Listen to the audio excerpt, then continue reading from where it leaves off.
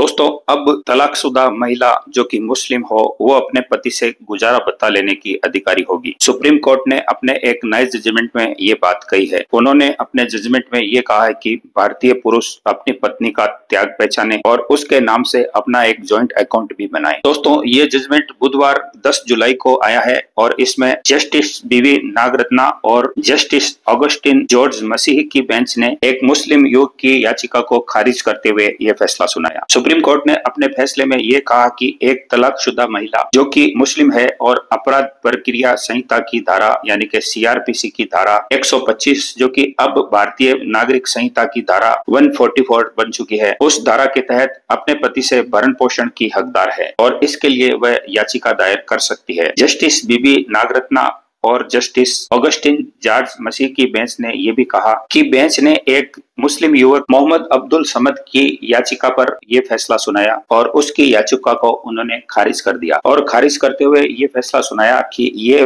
फैसला हर धर्म की महिला पर लागू होता है, चाहे वो मुस्लिम हो या किसी भी धर्म की महिला हो। और उस फैसले में उन्होंने साथ में ये भी कहा कि मुस्लिम धर्म की महिला को भी गुजारा भत्ता पाने का अधिकार है, जैसा कि अधिकार अन्य धर्म की किसी भी महिला को प्राप्त है। इसमें जस्टिस नागरत्ना ने यह कहा कि भारतीय पुरुष अपनी पत्नी के त्याग को पहचाने और उन्होंने अपने फैसले में यह भी कहा कि किसी भी महिला को भरण पोषण यानी कि गुजारा भत्ता देना कोई दान देना नहीं है। आप उसको दान नहीं दे रहे हैं, उसका भरण पोषण कर रहे हैं तो उस पर कोई एहसान नहीं कर रहे हैं, जबकि ये विवाहित महिलाओं का एक मौलिक अधिकार है और उनको ये अधिकार मिलना चाहिए, यानी कि भरण पोषण का उनका दावा उचित है। महिलाओं को भारत देश में किसी भी तरह का भरण पोषण का अधिकार ये किसी भी धर्म की सीमाओं से परे है और ये हर महिला को चाहे वो किसी भी धर्म की हो मिलना चाहिए। उन्होंने अपने फैसले में कहा, वो मैं आपको पढ़ के सुना रहा हूँ। महिलाओं को भरण पोषण अर्थात गुजारा भत्ता दान का मामला नहीं है, बल्कि विवाहित महिलाओं का एक मौलिक अधिकार है।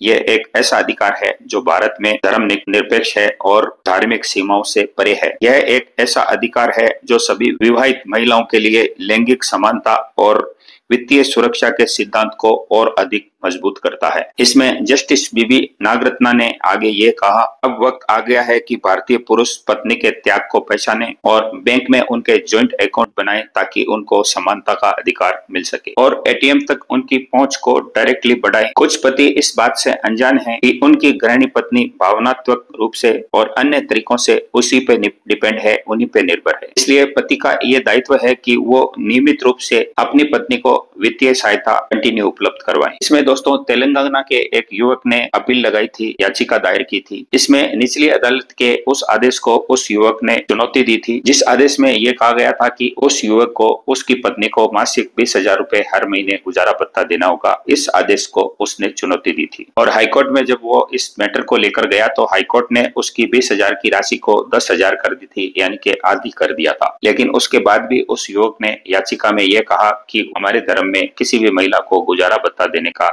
कोई भी तरीका नहीं है, इसलिए उसको इससे फ्री किया जाए। तो हाईकोर्ट के इस फैसले के खिलाफ उसने सुप्रीम कोर्ट में अपनी अर्जी लगाई और अपनी याचिका को वहां पर दायर किया। आज सुप्रीम कोर्ट ने उस मुस्लिम युवक ने यह कहा कि उसने मुस्लिम तरीके से उस महिला से शादी की थी और मुस्लिम तरीके से ही उसको तलाक दिया है, इसलिए गुजारा भत्ता देने का वहां पर कोई भी सिस्टम नहीं है और मुस्लिम लॉ के तहत इसमें गुजारा भत्ता देने का कोई भी कानून लागू नहीं होता है। इसके अलावा मुस्लिम पर्सनल लॉ के हिसाब से उसने तलाक देते समय मुस्लिम महिला को जो भी देना था वो दे दिया था और अब वो गुजारा भत्ता देने के लिए बाध्य नहीं है। इस पर सुप्रीम कोर्ट ने ये कहा कि हर धर्म की महिला को समान कानूनी अधिकार देना हमारे संविधान में है और इससे किसी भी महिला को अलग नहीं किया जा सकता, भले ही उसका धर्म अलग हो। और इसमें कोर्ट ने स्पष्ट रूप से ये भी कहा कि अगर महिला को 3 तलाक भी दिया गया है तो भी वो कानूनी रूप से गुजारा भत्ता पाने की अधिकारी होगी। कोर्ट ने यह भी कहा कि मुस्लिम महिला अधिकार एक्ट 2019 जो कि विवाह के अधिकार का संरक्षण करता है, इस कानून के तहत 3 तलाक का ये अधिकार महिला को मिला हुआ है। इस सुनवाई के दौरान कोर्ट ने उस युवक से पूछा कि क्या इद्दत के दौरान उसने उस महिला को कोई भुगतान किया था। इस पर याचिकाकर्ता ने सुप्रीम कोर्ट को ये बताया कि उसने उस महिला को 15,000 रुपए देने का बोला था और उसके लिए उसने डीडी बनाकर उस महिला के सामने रखा भी था, लेकिन उस महिला ने उस ड्राफ्ट को लेने से मना कर दी। तलाक के बाद इद्दत वो अवधि होती है जिस दरमियान उस महिला को किसी से भी बातचीत करने की, किसी से भी संबंध बनाने की या किसी से भी बातचीत करने की इजाजत नहीं होती है। इसमें कुछ एक्सपर्ट ने ये बताया कि शाहबानो केस के बाद मुस्लिम महिला को सुप्रीम कोर्ट के एक वकील ने बताया कि मुस्लिम महिलाओं को अभी भी गुजारा भत्ता मिल रहा है। दरअसल सीआरपीसी की धारा 125 के तहत मुस्लिम महिलाओं को कई टाइम से गुजारा भत्ता दिया जा रहा है। यानी शाहबानो केस के बाद सुप्रीम कोर्ट में ये व्यवस्था बनी थी कि भारत देश में तलाकशुदा मुस्लिम महिलाओं को भी गुजारा भत्ता दिया जाएगा, प्रदान किया जाएगा। और अगर कोई पति जो कि गुजारा भत्ता देने में सक्षम नहीं हो, उसका काम धंधा नहीं हो, तो ऐसे मुस्लिम महिलाओं को जिनको उनका पति गुजारा भत्ता नहीं दे पा रहा है, तो उनको मुस्लिम वक्फ बोर्ड की तरफ से फिर गुजारा भत्ता दिया जाएगा। दोस्तों, अब हम जानते हैं कि सीआरपीसी की धारा 125 क्या है, जो कि अब धारा 144 बन चुकी है। BNNS की फुल फॉर्म यह है कि भारतीय नागरिक न्याय संहिता, उसकी धारा 144 क्या कहती है। सीआरपीसी की धारा 125, जिसको कि भारतीय दंड प्रक्रिया संहिता बोला जाता है, और अब इसको भारतीय नागरिक न्याय संहिता यानी कि BNNS 144, इसके तहत किसी भी मुस्लिम महिला की परिभाषा ये दी गई है कि वो विवाहित महिला बालिग हो या नाबालिग हो, लेकिन वो विवाहित होनी चाहिए। और पत्नी का कानूनी अर्थ यही है कि वो एक विवाहित महिला है। इसमें यह बताया गया था, मैं आपको पढ़ के सुना रहा हूँ। विवाह की वैधता व्यक्तिगत कानूनों द्वारा नियंत्रित होगी। यदि कानूनी रूप से वैध विवाह का तथ्य विवादित है तो आवेदक को विवाह साबित करना होगा। एक दूसरे को माला पहनाकर की गई शादी को अमान्य करार दिया गया है। यानी कि किसी भी महिला को अगर वो शादीशुदा है तो उसको साबित करना होगा, प्रमाण पत्र देना होगा कि वो एक विवाहित महिला है, या उसने रजिस्टर्ड मैरिज की है, या काजी के तहत निकाह किया है, या किस तरह से उसने विवाह किया था, उस विवाह को साबित करना होगा।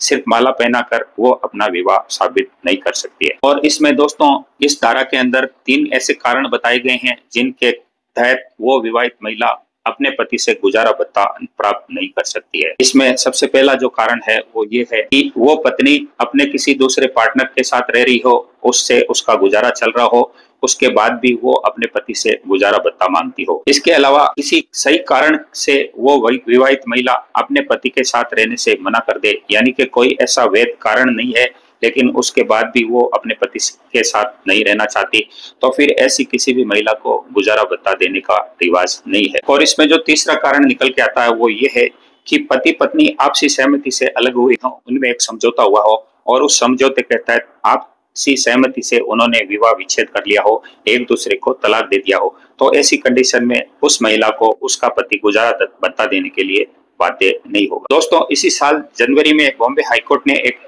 फैसला इसी से संबंधित सुनाया था, जिसमें बॉम्बे हाईकोर्ट ने यह कहा था कि तलाकशुदा महिला अगर दोबारा शादी कर लेती है, इसके बावजूद अपने पूर्व पति से वो जिंदगी भर गुजारा भत्ता पाने की अधिकारी होगी। और ये उन्होंने एक एक्ट है, उस एक्ट के तहत कहा था। उस एक्ट का नाम है Muslim women protection of rights on divorce act 1986, जिसको कि MWPA के नाम से बोला जाता है, और उसके तहत गुजारा भत्ता पाने का अधिकार इसमें दिया गया है। इस फैसले में जस्टिस राजेश पाटिल की सिंगल बेंच ने फैसला सुनाया था, और उन्होंने अपने फैसले में ये कहा था कि तलाक की हकीकत अपने आप में पत्नी के लिए धारा 3/1/A के तहत भरण पोषण का अधिकार रखती है। इसके साथ ही कोर्ट ने पूर्व पत्नी को एक मुश्त गुजारा भत्ता देने के आदेशों पर पति की जो चुनौती थी, उन चुनौती को खारिज कर दिया, और उस पत्नी को एक मुश्त गुजारा भत्ता देने का ऑर्डर पारित किया। कोर्ट ने इसमें अपनी पूर्व पत्नी को एक मुश्त 9 लाख रुपए गुजारा भत्ता देने का एक साथ ऑर्डर पारित किया। तो दोस्तों, इस प्रकार सुप्रीम कोर्ट के इस फैसले और हाई कोर्ट के इस जजमेंट के आधार पर अब किसी भी मुस्लिम महिला को अपने पूर्व पति से गुजारा भत्ता पाने का अधिकार रहेगा, और वो इसके लिए कोर्ट जा सकती है, अपनी याचिका दायर कर सकती है। ये वीडियो हमने दैनिक भास्कर की एक न्यूज से सवार लिया है, और उसके अकॉर्डिंग आपको इसके बारे में विस्तृत जानकारी वीडियो के स्वरूप दी है। उस खबर का लिंक हम आपको डिस्क्रिप्शन में दे देंगे, आप उस खबर को पूर्णतया जाकर आराम से पढ़ सकते हैं। दोस्तों, इसके अलावा अगर आपका कोई सवाल हो तो डिस्क्रिप्शन में हमारे नंबर दिए गए हैं, आप हमारे नंबर पे अपना कमेंट्स कर सकते हैं और अपनी कॉल बुक करा सकते हैं। हमारे लीगल एक्सपर्ट पैनल के द्वारा आपको तय समय पर जवाब जरूर दिया जाएगा। तो दोस्तों, आज के वीडियो में इतना ही। इस वीडियो को अगर आपको अच्छा लगा है तो एक लाइक जरूर करें, हमारे चैनल को सब्सक्राइब करके बेल आइकन बटन जरूर दबाएं। हम आपसे मिलेंगे नए वीडियो नए कंटेंट के साथ। तब तक के लिए नमस्कार, जय हिंद, जय भारत।